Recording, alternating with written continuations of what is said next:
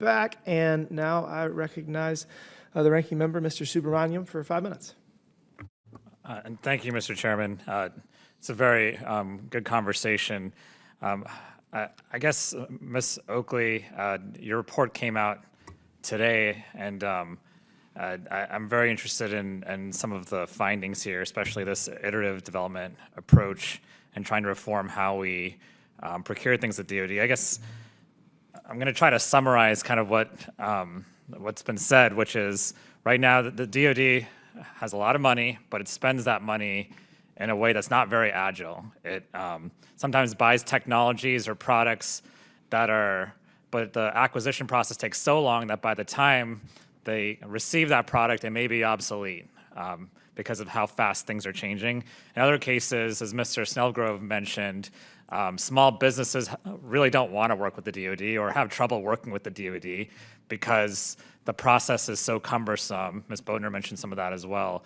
And so you're not getting the best and brightest in our country working with the DoD, trying to help them innovate. There's some exceptions to this that I want to point out, like the Defense Innovation Unit.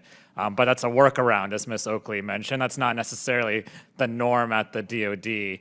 And then Mr. Schwartz mentioned that a lot of these procurement officers are not experienced in what they do.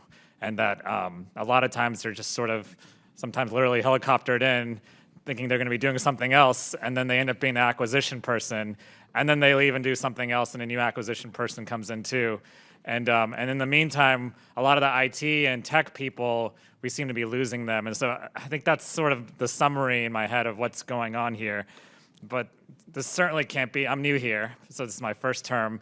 This certainly can't be the first time we've had this conversation. And so, Ms. Oakley, I would just ask, why hasn't anything changed? This can't be the first time we've had this conversation, right? Why has change been so slow at the DoD? I think that change has been slow for a number of reasons. I think oftentimes the changes are focused on things around the margins, right? Trying to change a specific process or a specific policy to get at a particular issue. But what our work would advocate for is a wholesale new approach to acquisition that would address a number of the issues that we're talking about here.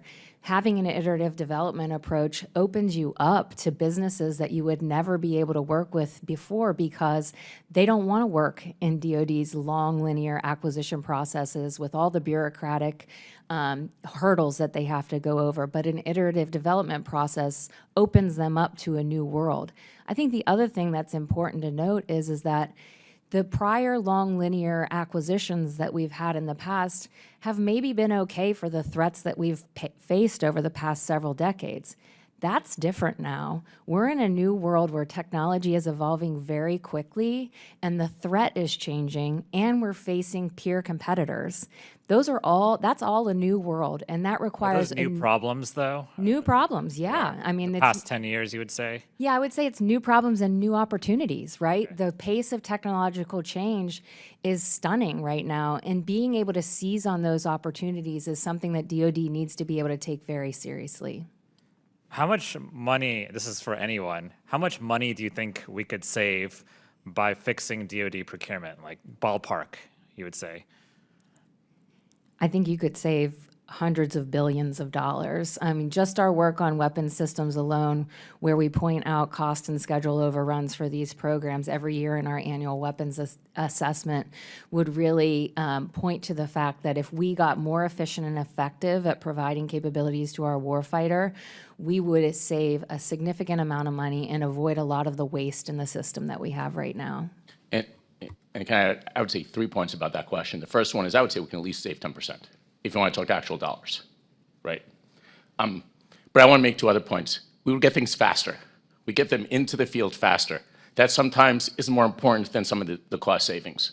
And 2 is we would get better capabilities at the same time. There are companies, I know companies that will not offer their front top technologies to the Department of Defense.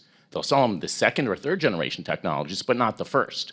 So we're talking about 3 things. We're talking about cost savings, and it could be significant. We're talking about how fast we get these capabilities into the hands of the people that need it. And it's just not warfighters. Yeah. It's the logistics systems like we talk about, so the right things get to the right places so we can fix things. So just summarize, because I'm running out of time. Sorry. So by doing DoD procurement reform, we would save hundreds of billions of dollars at least. I think it's actually more. We would get things faster, and we'd get better technology. I think this should be one of Congress's top priorities when it comes to budgeting. I yield back.